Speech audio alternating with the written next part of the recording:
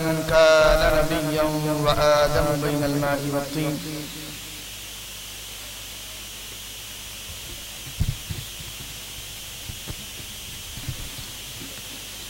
وعلى آله الطيبين الطاهرين وأصحابه الراشدين المهديين أجمعين. أما بعد فأعوذ بالله من الشيطان الرجيم. بسم الله الرحمن الرحيم. قل بفضل الله وبرحمته فبذلك فليفرحوا سبحان الله هو خير مما يجمعون. سبحان صدق الله العلي العظيم وبلغنا رسوله النبي الأمين الكريم ونحن على ذلك لمن الشاهدين والشاكرين.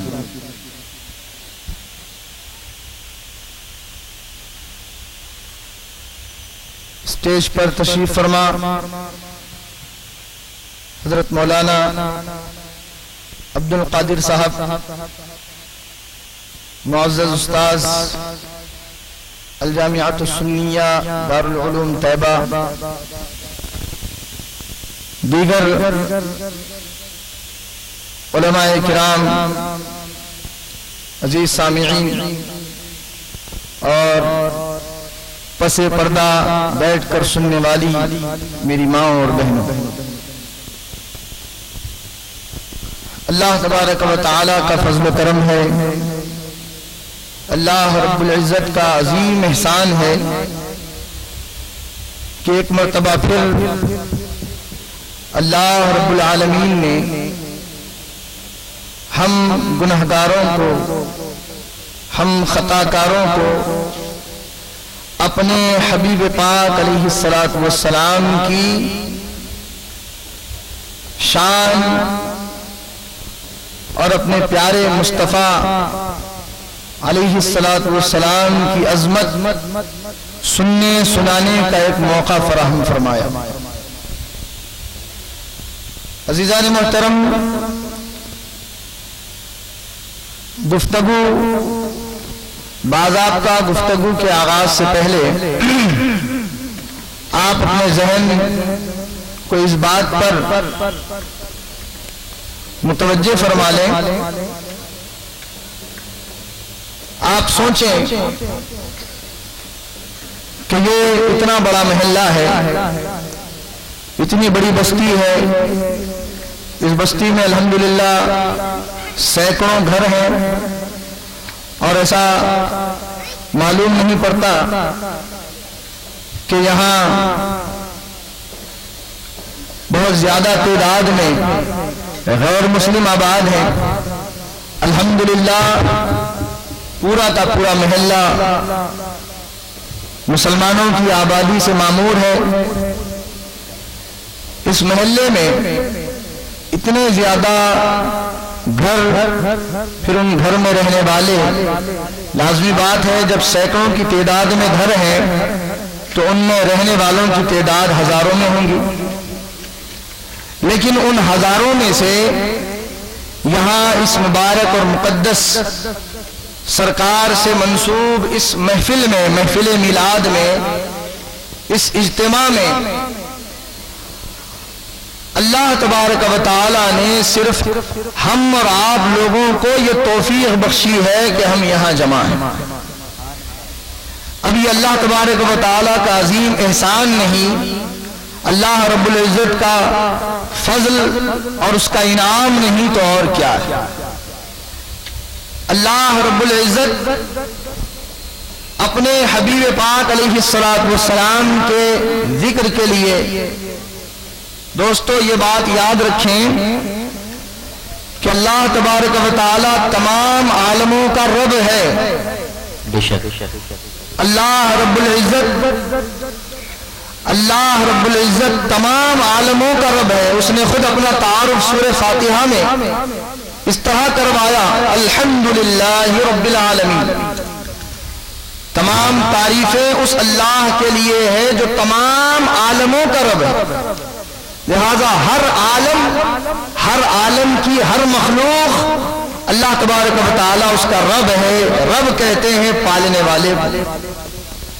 چنانچہ ہر مخلوق کو اللہ رب العزت پالنے والا ہے، چاہے اسے وہ مخلوق مانتی ہو جو اللہ کو ماننے والے ہیں، اللہ پر ایمان رکھنے والے ہیں، جو مومن ہیں، موحد ہیں، ان کا بھی رب اللہ تبارک و تعالیٰ ان کو بھی پالتا ہے، ان کو بھی رزق دیتا ہے.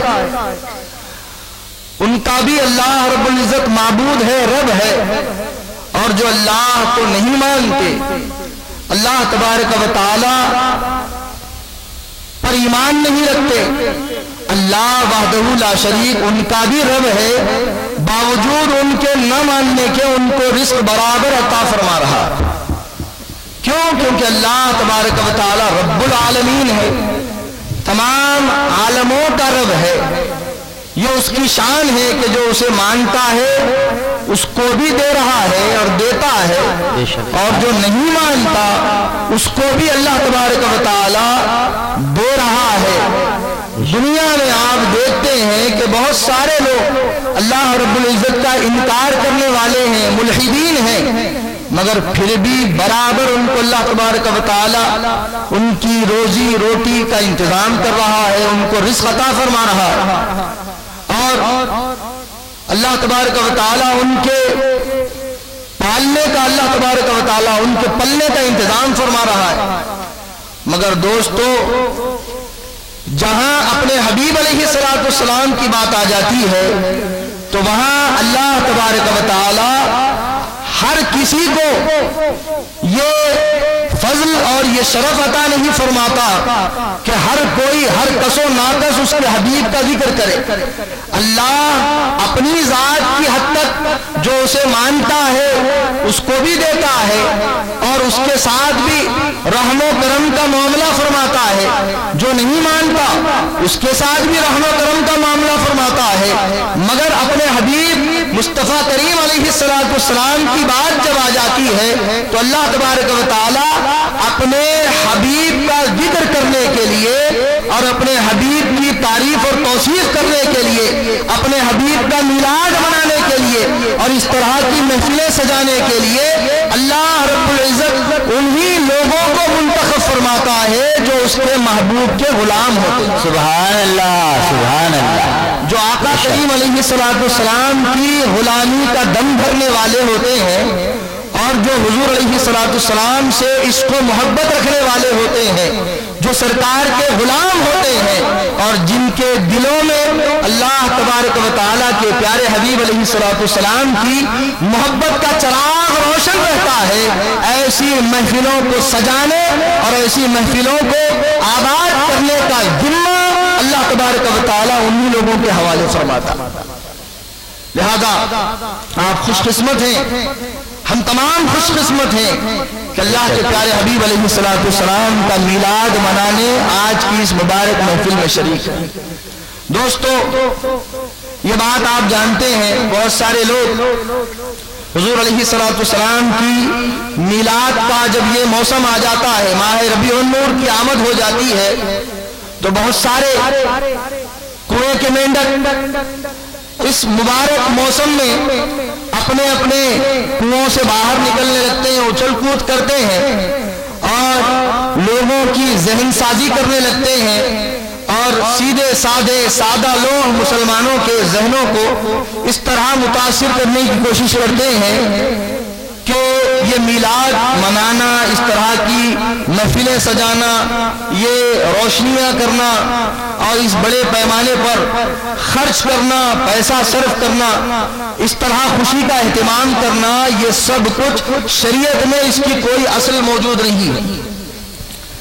اس طریقے سے لوگوں کے ذہنوں کو موڑنے کی کوشش کرتے ہیں اور یہ باور کرانے کی کوشش کرتے ہیں کہ اس طرح کی محفلیں سجانا، ان کا اہتمام کرنا شریعت اس کی اجازت نہیں دیتی. اس طرح خوشی کا اظہار کرنا، اپنے مال و دولت کو لٹا دینا، اس کا شرع کے اندر کوئی اس کی بنیاد اور کوئی اصل موجود نہیں ہے. سابق میں نہ نبیوں نے یہ کام انجام دیا ہے، نہ صحابہ کرام کی جماعت نے یہ کیا ہے. لہذا یہ دین کے اندر ایک نیا کام پیدا کرنا ہے، یہ دین کے اندر ایک نئے کام کو ایجاد کرنا ہے. یہ بدعت ہے جس کی اسلام میں اجازت نہیں ہے. اس طرح لوگوں کے ذہنوں میں یہ بات ڈالنے کی کوشش کی جاتی ہے، یہ باور کرایا جاتا ہے کہ یہ بدعت ہے، اور حدیث کا حوالہ دیا جاتا ہے. سرکار علیہ الصلوۃ والسلام کی حدیث پاک پیش کی جاتی ہے کہ کل بدعت ضلالہ، ہر نیا کام بدعت ہے اور ہر بدعت گمراہی ہے. لہذا یہ بھی بدعت ہے، یہ گمراہی کا کام ہے. اس طرح کہہ کر سیدھے سادھے جو مسلمان ہوتے ہیں، مومن، حضور علیہ الصلوۃ والسلام کی محبت کا دم بھرنے والے، آقا علیہ الصلوۃ والسلام کی غلامی کا شرف جن کو عطا ہوا، ان کے ذہنوں کو متاثر کرنے کی کوشش کرتے ہیں. لہذا میں آج آپ تمامی حضرات کو یہ بتانا چاہتا ہوں، ابھی جو آیت کریمہ میں نے تلاوت کی ہے، انشاءاللہ اس آیت کریمہ کا ترجمہ ابھی پیش کروں گا.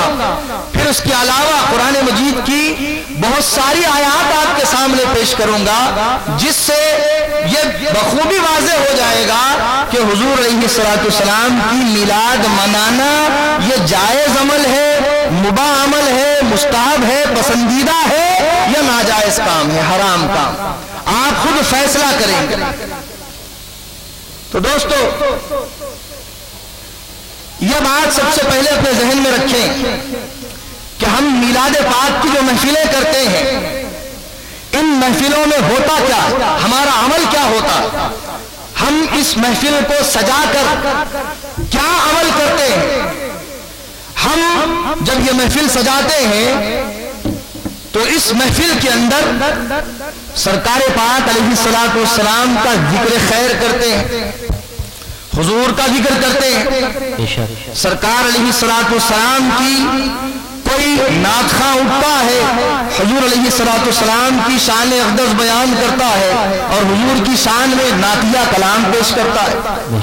کہیں حضور علیہ الصلوۃ والسلام کے رخسار کا ذکر ہوتا ہے، کہیں آقا علیہ الصلوۃ والسلام کی کالی کالی زلفوں کا ذکر کیا جاتا ہے، سبحان اللہ، کہیں میرے آقا علیہ الصلوۃ والسلام کی چمکتی پیشانی مبارک کا ذکر کیا جاتا ہے، سبحان اللہ، کہیں سرکار کی شفاعت کا ذکر ہوتا ہے، سبحان اللہ، کہیں کسی شعر کے اندر نعت خواں، شاعر یا مقرر اٹھ کر حضور علیہ الصلوۃ والسلام کے دستے مبارک کی عظمتوں کو بیان کرتا ہے، کہیں کوئی یہ بیان کرتا ہے کہ سرکار علیہ الصلوۃ والسلام کے قدمان مبارک کی کیا برکتیں تھی، حضور کے خدمہائے مبارک کی کیا شان تھی، کہیں کوئی حضور علیہ الصلوۃ والسلام کی آمد کا تذکرہ کرتا ہے اور حضور کے اس دنیا میں جلوہ گر ہونے کے وقت کیا حالات اور کیا واقعات پیش آئے تھے، کیسے کیسے عجیب و غریب واقعات رونما ہوئے تھے، اس کا بیان کرتا ہے. کہیں حضور علیہ الصلوۃ والسلام کے اللہ تبارک و تعالی نے حضور علیہ الصلوۃ والسلام کو اس دنیا میں آخری نبی بنا کر بھیجا ہے، کوئی اس کا تذکرہ کرتا ہے، کوئی شہر نبی کی بات کرتا ہے، کوئی حضور علیہ الصلوۃ والسلام کی زندگی پاک کا احاطہ کرنے اور حضور کی سیرت پاک کو سنانے کی سعادت حاصل کرتا ہے.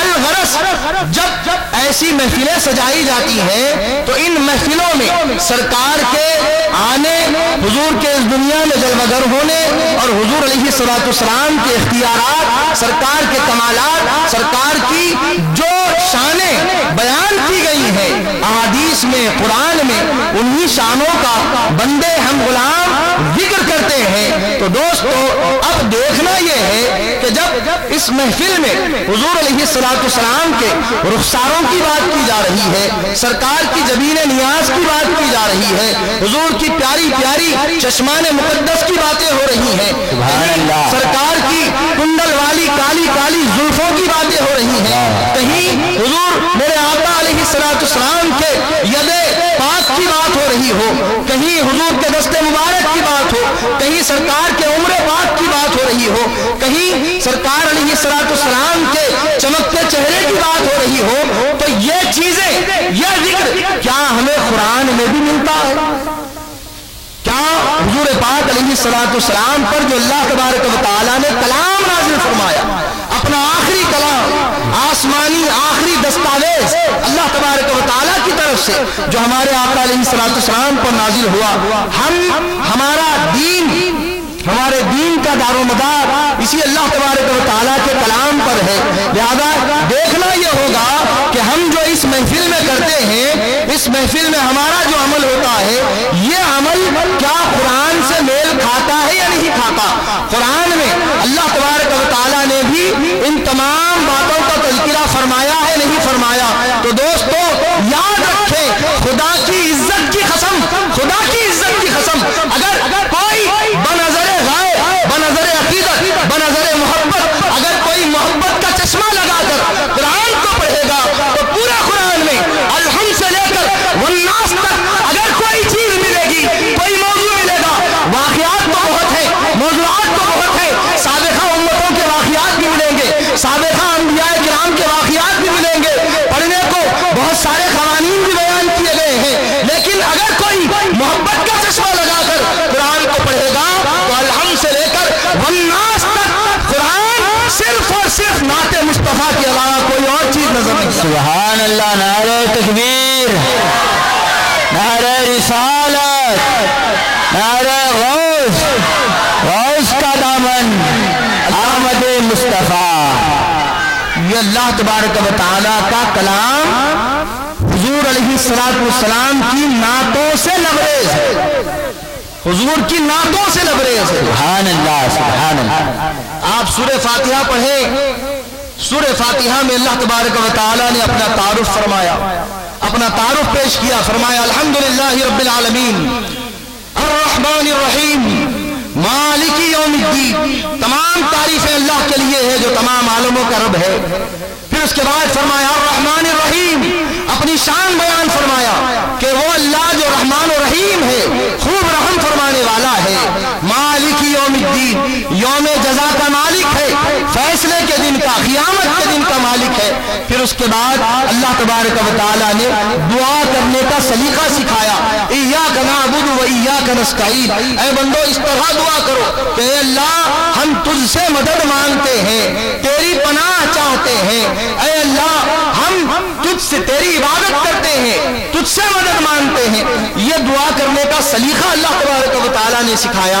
फिर आगे की जो आयत है, इससे अगली आयत जो है, उसमें अल्लाह रब्बुल इज्जत इरशाद फरमाता है इहदिनस सिरातल मुस्तकीम। ऐ बंदो तुम ये कहो जब मुझसे मेरी नमाज में खड़े रहो, मेरी इबादत और मेरी बंदगी में खड़े रहो, और मेरे हुजूर तुम अपनी तवज्जुहात को मुल्तफित करके जब मेरी बारगाह में सारी दुनिया से अपने हाथों को उठाकर सारे रिश्ते नाते खत्म करके जब मेरे हुजूर आ जाओ और ये सूरा पढ़ो, मुझसे दुआ करो, तो कहो इहदिनस सिरातल मुस्तकीम। ऐ अल्लाह हमको सिराते मुस्तकीम अता फरमा, हमको सिराते मुस्तकीम, सीधा रास्ता अता फरमा। अब दोस्तों ये सीधा रास्ता क्या है, इसकी तफसीर में हजरत गाजी रियाज रहमतुल्लाह अलैह शिफा शरीफ के अंदर फरमाते हैं सिराते मुस्तकीम हुआ मुहम्मद रसूलुल्लाह सल्लल्लाहु अलैहि वसल्लम। ये सिराते मुस्तकीम कोई और शय का नाम नहीं, ये सरकार मोहम्मद मुस्तफ़ा अलैहिस्सलाम का नाम। सुभान अल्लाह, नारे तकबीर, नारे रिसालत, उलमा अहले सुन्नत, हुजूर अलैहिस्सलाम ही सिरात मुस्तकीम। अब देखें कुरान है, अल्लाह की नमाज हो रही है, अल्लाह की इबादत हो रही है, बंदा अल्लाह की बंदगी में दुनिया से कट कर खड़ा हुआ है और जिक्र हो रहा है। अल्लाह के जिक्र के फौरन बाद हुजूर अलैहिस्सलाम तरीका ये सिखाया जा रहा है, अल्लाह खुद ये तरीका सिखा रहा है। बंदो कहो इहदिनस सिरातल मुस्तकीम, मेरी नमाज पढ़ो, मेरी इबादत करो, मगर नमाज मेरी हो लेकिन दुआ मुस्तफ़ा की हो। मुस्तफ़ा को, मुझसे मुस्तफ़ा को मांगो, मैं मुस्तफ़ा तुम्हें अता करूंगा। सुभान अल्लाह। सिरातल मुस्तकीम, सिरात मुस्तकीम ये हमारे आका अलैहिस्सलाम की बात। اب آپ دیکھیں قرآن میں اللہ تبارک و تعالیٰ نے اپنے حبیب علیہ الصلوۃ والسلام کا ذکر فرمایا، حضور کی ذات کو صراط مستقیم کہا گیا۔ یہ کون کہہ رہے ہیں؟ یہ بہت بڑے عالم، بہت بڑے صوفی، بہت بڑے محدث، بہت بڑے مفسر حضرت امام قاضی عیاض رحمۃ اللہ علیہ نے شفا شریف میں اس آیت کریمہ کی یہ تفسیر بیان کی کہ صراط مستقیم سے مراد ہمارے آقا و مولا محمد عربی صلی اللہ علیہ وسلم کی ذات۔ اسی طرح آپ قرآن کا مطالعہ کریں تو جا بجا ہمارے آقا علیہ الصلوۃ والسلام کا ذکر ملے گا۔ ہم میلاد میں کیا کرتے ہیں؟ ابھی جو آیت کریمہ میں نے تلاوت کی، اللہ تبارک و تعالی ارشاد فرما رہا ہے قل بفضل اللہ وبرحمتہ فبذلک فلیفرحوا۔ اے محبوب صلی اللہ علیہ وسلم آپ بیان کر دیں، آپ لوگوں سے کہہ دیں، آپ لوگوں سے یہ کہہ دیں کہ بفضل اللہ وبرحمتہ، اللہ کے فضل اور اللہ کی رحمت، فبذلک بس اسی پر فلیفرحوا، ان کو خوشی منانا چاہیے۔ اللہ اکبر۔ اللہ تبارک و تعالی کیا کہہ رہا ہے اپنے حبیب سے؟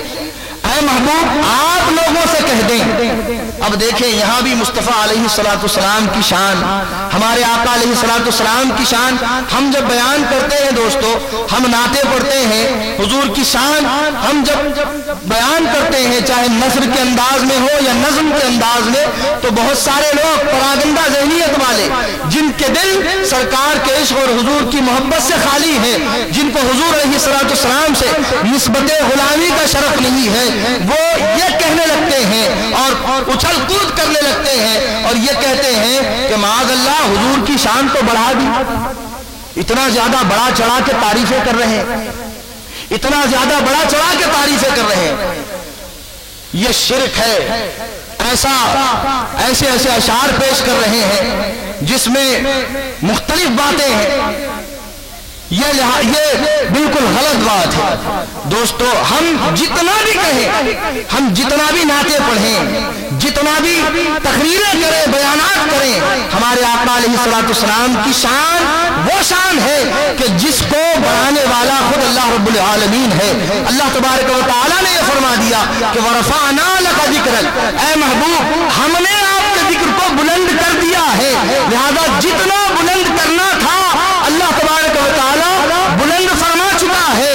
اور ایک آیت کے اندر اللہ رب العزت فرماتا ہے وَلَلْآخِرَةُ خَيْرٌ لَكَ مِنَ الْأُولَىٰ۔ اے محبوب صلی اللہ علیہ وسلم ایک جگہ فرمایا کہ اے محبوب ہم نے آپ کی شان کو بلند فرما دیا، پھر اس کے بعد یہ شان کو بلند فرما دیا ماضی کا صیغہ استعمال کیا، تو کوئی یہ نہ سمجھے کہ حضور علیہ الصلوۃ والسلام کی شان کو بلند کر دیا کہنے کا یہ مطلب ہے کہ اب حضور کی شان بلندی کی طرف نہیں جا رہی، حضور کی شان میں بلندی کا سلسلہ منقطع ہو گیا۔ کوئی یہ نہ سمجھے اس کو ختم کرنے کے لیے، اس تصور کو ختم کرنے کے لیے اگلی آیت میں اللہ تبارک و تعالیٰ نے فرمایا ایک دوسرے مقام پہ وَلَلْآخِرَةُ خَيْرٌ لَكَ مِنَ الْأُولَىٰ۔ اے محبوب آپ کے لیے ہر اگلی آنے والی گھڑی آپ کی پچھلی گزری ہوئی گھڑی سے بہتر۔ مطلب یہ ہوا ہم نے آپ کا ذکر بلند کر دیا، اس سے کوئی یہ نہ سمجھے کہ آپ کی شان اور آپ کی عظمتوں کے بڑھنے کا سلسلہ ختم ہو چکا ہے، نہیں، آپ کی شان جیسا جیسا وقت اور گھڑی یہ ساعتیں گزرتی جا رہی ہے، اے مصطفیٰ تیری شان میں اسی طریقے سے بلند کرتا جا رہا۔ سبحان اللہ۔ وَلَلْآخِرَةُ خَيْرٌ لَكَ مِنَ الْأُولَىٰ۔ آپ دیکھیں قرآن میں سرکار کی یہ عظمت اللہ تبارک و تعالیٰ بیان فرما رہا ہے، اور ہم اگر تعریفیں بیان کریں تو لوگ اس پر اعتراض کرتے ہیں، اسٹیج لگائیں اس پر اعتراض، لائٹنگ کریں حضور کی میلاد کی خوشی میں اس پر اعتراض، کھانا کھلائیں پلائیں، لوگوں کو صدقات و خیرات کریں، الغرض کسی بھی انداز میں شرع کے حدود میں رہ کر جائز طریقوں سے اگر ہم خوشی کریں اور مال لٹائیں تو اس پر اعتراض کیا جاتا ہے اور کہا یہ جاتا ہے کہ یہی مال اگر کسی اور بھلائی کے کام میں استعمال کیا جائے تو بہتر ہو، یا اس مال کو تم جمع کر کے رکھو، ضرورت پڑنے پر دین اسلام کے لیے اگر مال کی ضرورت پیش آ جائے تو اس میں خرچ کرو۔ یہ بدطینت اور بدبخت لوگوں کا تصور ہے جو حضور علیہ الصلوۃ والسلام سے دراصل بغض رکھتے، جن کے دل حضور کے عشق سے خالی ہے، ان کا یہ کہنا ہے۔ تو دوسری طرف جو آیت میں نے تلاوت کی اس میں اللہ تبارک و تعالی یہ فرماتا ہے بندے یہ کہہ رہے ہیں کہ جمع کر کے رکھو، بچا کے رکھو، اگلے دن کام آئے گا، بیواؤں کی یتیموں کی مدد کے لیے کام آئے گا، دوسرے بھلائی کے کاموں کے لیے کام آئے گا۔ اللہ تبارک و تعالی ارشاد فرما رہا ہے اے محبوب آپ فرما دیجئے کہ اللہ کا فضل اور اللہ کی رحمت جو ان کو آپ کی صورت میں ملی، آپ کی شکل میں اور آپ کے توسط سے آپ کی ذات کی صورت میں جو ان کو فضل الہی رحمت الہی ملی، اس پر یہ لوگ خوشیاں منائیں، ہوا خیر مما یجمعون، یہ آپ کی آمد پر اور آپ کے ملنے پر خوشی کا اظہار کرنا یہ جمع کر کے رکھنے سے بہتر ہے۔ سبحان اللہ، سبحان اللہ۔ جمع کر کے رکھنے سے خرچ کرنا بہتر ہے، یہ قرآن کا تصور ہے، یہ قرآن قاعدہ دے رہا ہے۔ اور ایک طرف آج کا مسلمان یہ قاعدہ بتاتا ہے کہ خرچ مت کرو بلکہ جمع کر کے رکھو، بچا کے رکھو تاکہ کل کے دن کام آ جائے۔ ارے کیا میلاد کا ایک موقع بچ گیا؟ آج میلاد کا موسم ہے، یہ مہینہ پورا سجایا جاتا ہے، کھلایا پلایا جاتا ہے، غلامان مصطفیٰ حضور کی میلاد کی خوشی میں بے انتہا اپنے مال و دولت کو لٹانے میں لگے رہتے ہیں، مگر تکلیف ہی نہیں ہوتی۔ اور ان کو آج اس موسم میں یہ خیال آتا ہے کہ یہ اگر دوسرے کاموں میں لگایا جائے تو کتنا اچھا ہوتا۔ کیا رسول اللہ، اور اس کے لیے مختلف حوالے دیے جاتے، مختلف باتوں سے ذہنوں کو موڑنے کی کوشش کی جاتی ہے۔ کیا رسول اللہ صلی اللہ علیہ وسلم نے ایسی لائٹنگ لگائی تھی؟ کیا صحابہ لگائے تھے؟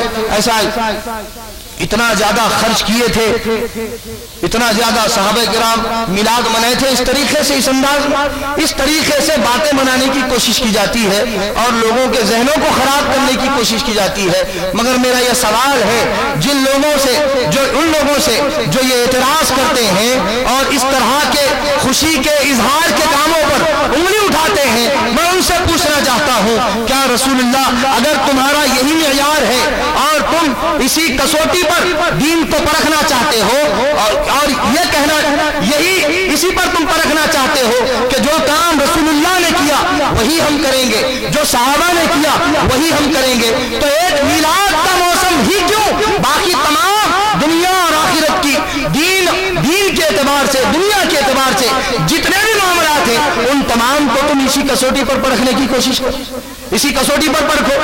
یہ دوغلی پالیسی کیوں؟ جب اپنی بات آ جائے تو تم وہاں یہ نہیں دیکھتے کہ یہ رسول اللہ نے کیا تھا، یہ صحابہ نے کیا تھا، نہیں، وہاں جیسا اپنی مرضی کام چلاتے ہیں۔ لیکن جب میلاد پاک کی بات آ جائے، 11ویں کی بات آ جائے تو وہاں اس طرح کے حوالے پیش کیے جاتے ہیں کہ کیا یہ رسول اللہ صلی اللہ علیہ وسلم نے کیا تھا۔ میرا سوال ہے آج تم چینلیں چلاتے ہو، آج تم چینلیں چلاتے ہو اور چینلوں پہ لاکھوں روپے کے بڑے بڑے اسٹیج سجاتے ہو، بتاؤ کیا رسول اللہ صلی اللہ علیہ وسلم کے زمانے میں ایسے اسٹیج لگائے گئے تھے؟ ایسے اسٹیج جو تم بنا رہے ہو لاکھوں روپے خرچ کر کے، کیا حضور کے زمانے میں ایسا اسٹیج بنایا گیا تھا؟ کیا حضور نے ایسا مائک استعمال کیا تھا؟ کیا صحابہ کرام نے مائک استعمال کیا تھا؟ جب نہیں کیا تھا تو تم کیوں مائک استعمال کرتے ہو؟ تم کیوں چینل چلاتے ہو؟ کیا رسول اللہ کے زمانے میں چینل تھا؟ کیا حضور علیہ الصلوۃ والسلام کے زمانے میں اس طرح سے بڑی بڑی عمارتیں جو آج تمہارے مدرسوں کی ہے، کیا رسول اللہ کے زمانے میں ایسے مدرسوں کی عمارتیں تھیں؟ ایسی پختہ مسجدیں تھی؟ حضور کی مسجد چھپر کی مسجد تھی۔ لہذا آج تم بھی اگر حضور علیہ الصلوۃ والسلام نے جو کیا وہی ہم کریں گے، یہ تمہارا معیار ہے، تو آج تم چھپر کی مسجدوں میں نماز پڑھو۔ تو دوستو یہ دراصل یاد رکھیں، یہ صرف اور صرف ہمارے ذہنوں کو خراب کرنے کے لیے ایسا کہا جاتا ہے۔ تو قرآن مجید کی روشنی میں آپ یہ اپنا بالکل اپنے ذہنوں میں، اپنے دل میں یہ بات نقش کر لیں کہ میلاد پاک منانا یہ قرآن سے ثابت ہے۔ اللہ تبارک و تعالیٰ نے خود بھی میلاد منایا، حضور علیہ الصلوۃ والسلام کی آمد کے موقع پر ساری دنیا کو اللہ تبارک و تعالیٰ نے روشن فرما دیا تھا۔ یہ احادیث میں آتا ہے ہر طرف روشنی ہی روشنی ہو گئی، اور پھر ہم جو جلوس وغیرہ نکالتے ہیں اس کا بھی ثبوت ہے، اللہ تعالیٰ نے جنت سے حوران بہشت کو ایک جلوس کی شکل میں روانہ فرمایا تھا، جس کی قیادت حضرت آسیہ فرعون کی جو بیوی تھی थी हजरत आसिया और ईसा अलैहिस्सलाम की वालिदा माजिदा हजरत मरियम बिन्त इमरान वो कर रही थी। वो जुलूस की शक्ल में हुरान बहश के साथ बीबी आमिना के घर तशरीफ लाती हैं और हजरत सईदा कायनात सईदा आमिना रज़ी अल्लाह ताला अन्हा को हुजूर के इस दुनिया में जलवागरी की खुशखबरी सुनाती और हुजूर के लिए, हुजूर अलैहिस्सलाम की वालिदा के लिए मीठा मीठा मशरूब भी जन्नत से लाया जाता है, मीठा शरबत पेश किया जाता है। और हजरत आमिना रज़ी अल्लाह ताला अन्हा खुद फरमाती हैं कि जब मोहम्मद मेरे वतन से इस दुनिया में इस धरती पर जलवागर हुए तो मैंने देखा कि हर तरफ चारों तरफ नूर ही नूर फैल गया और मैं मक्के की वादी में बैठकर मक्के की वादी से मैंने शाम के महल्लात को देख लिया। सुभान अल्लाह। ये हमारे आका की मिलाद पर अल्लाह तबारक व तआला ने खुशी फरमाई। हुजूर की आमद पर अल्लाह तबारक व तआला ने सितारों को कुमकुमे बनाकर जमीन पर रवाना फरमा दिया। ये अल्लाह तबारक व तआला की सुन्नत मुबारका है। और फिर हुजूर की भी सुन्नत है कि सरकार ने भी अपना मिलाद पाक मनाया है।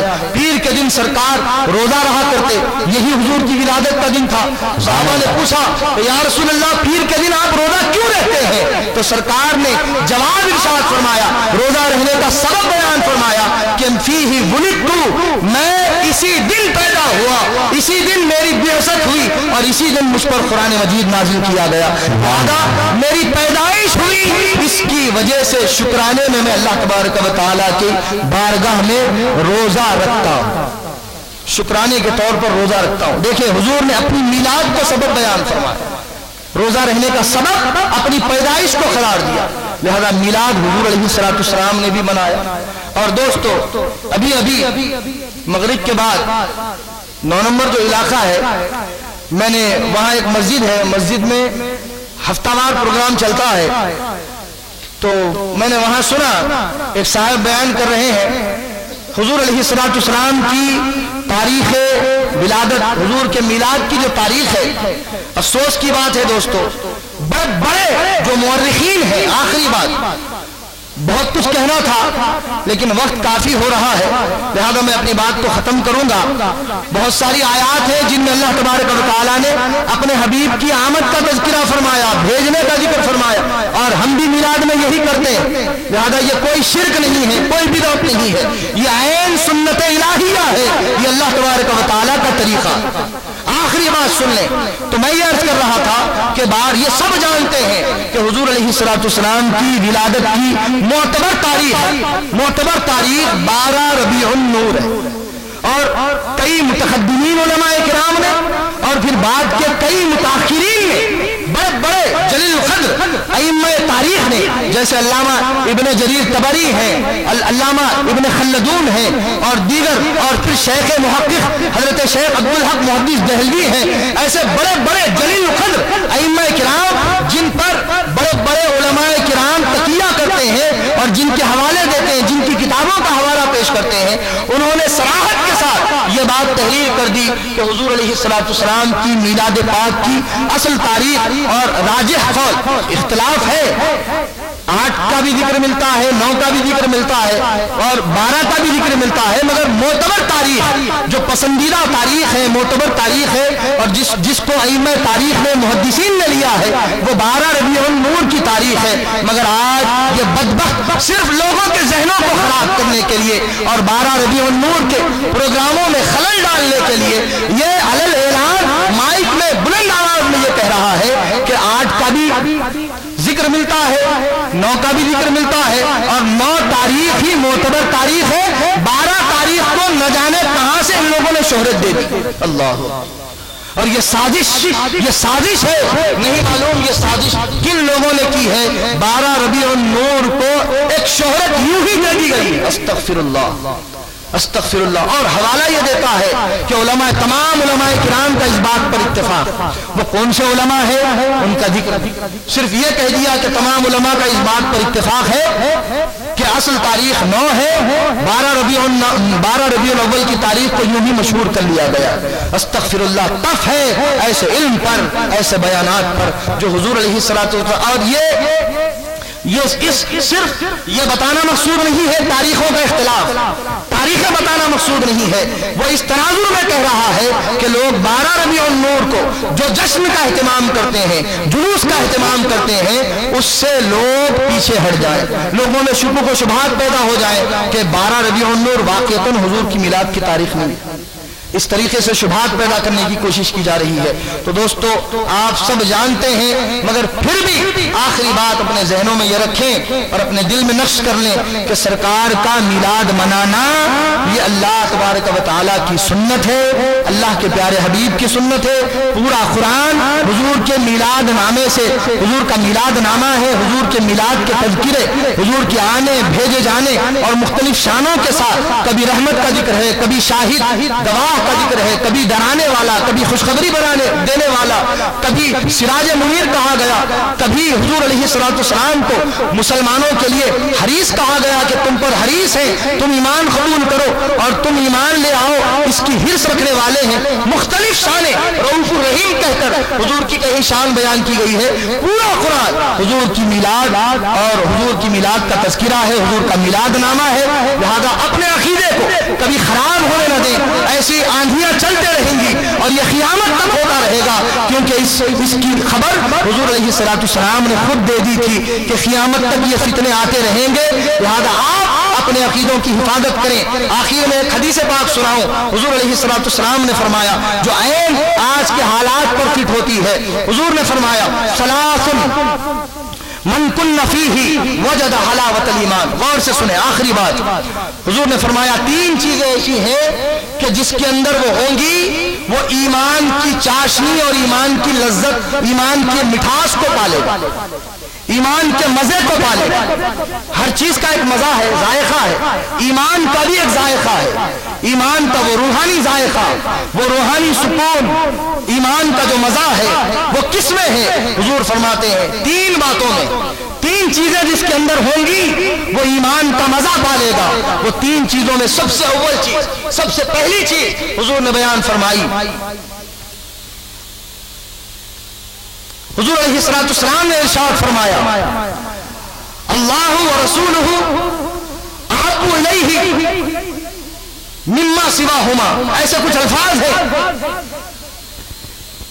کہ اللہ اور اس کا رسول باقی تمام چیزوں سے بڑھ کر اس کو محبوب۔ سبحان اللہ۔ اللہ کی ذات اور اللہ کے رسول کی ذات، باقی جتنی چیزیں ہیں دنیا کی، وما فیہا، دنیا وما فیہا، ان تمام سے بڑھ کر اللہ اور اس کے رسول کی محبت ہو۔ یہ ایک چیز جس کے اندر ہوگی وہ ایمان کا مزہ پالے گا۔ دوسری چیز کون سی؟ دوسری چیز حضور نے یہ بیان فرمائی، بخاری اور مسلم دونوں کے اندر یہ حدیث ہے کہ حضور نے فرمایا کسی بھی شخصیت سے، کسی بھی اللہ کے ولی سے اس لیے محبت کرے کہ صرف اور صرف وہ اللہ کا ولی، اللہ کا محبوب، اللہ کے لیے کسی سے محبت کرے، کوئی اور دنیاوی مقصد نہ ہو۔ یہ 2 باتیں۔ پھر تیسری چیز جو حضور نے بیان فرمائی وہ انتہائی قابل توجہ، حضور نے فرمایا کہ ایمان کی دولت مل جانے کے بعد پھر کفر کی طرف لوٹنے کو ایسے ہی ناپسند کرے جیسے آگ میں پھینکے جانے کو ناپسند کرتا، جیسا آگ میں ڈالے جانے کو ہم ناپسند کرتے ہیں، ایسے ہی ایمان کی دولت مل جانے کے بعد پھر کفر کی طرف جانے کو ہم ناپسند کریں گے۔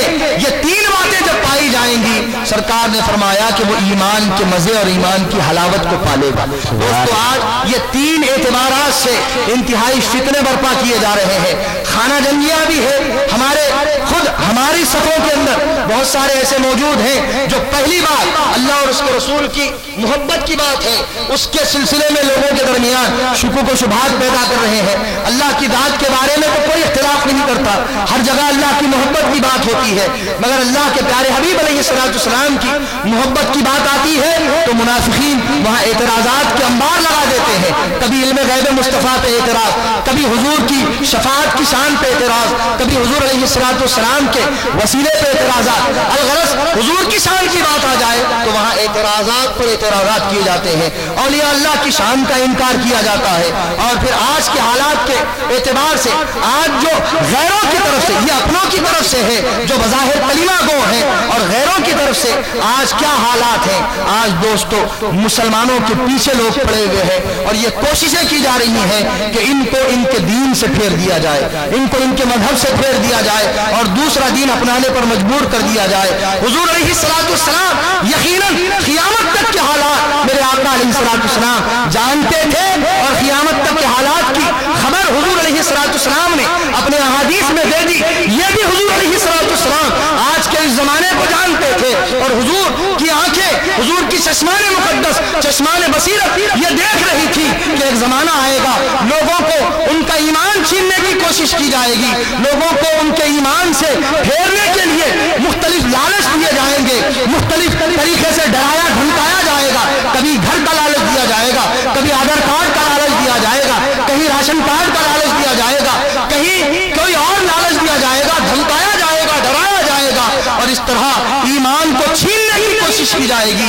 تبھی حضور نے فرمایا اگر ایسی حالات آ جائیں تو سنو، یہ تین چیزیں اپنا لینا۔ سب سے پہلی بات اللہ اور اس کے رسول کی محبت کو ساری چیزوں سے بڑھ کر اپنے دل میں بسا لینا، اور دوسرا اولیاء کا دامن کبھی نہیں چھوڑنا، اولیاء کی محبت کو اپنا لینا، اور تیسرا چاہے تمہارے ساتھ کیا ہی معاملہ کیوں نہ ہو جائے، تم ایمان کے چھن جانے کو ایسے ہی ناپسند کرنا جیسے آگ میں جانے کو ناپسند کرتے ہو۔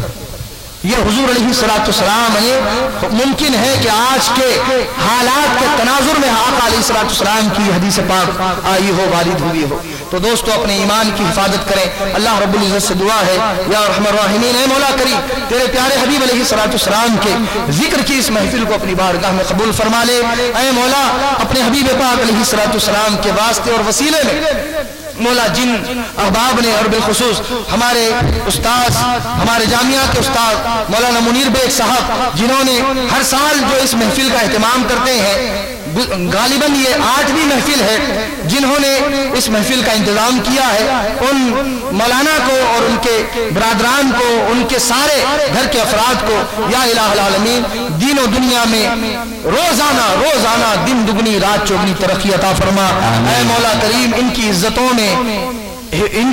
میں اضافہ فرما، دین و دنیا کی تمام بھلائیاں ان تمام کو نصیب فرما، ہم تمام کی حاضری کو قبول فرما۔ وآخر دعوانا الحمدللہ رب العالمین۔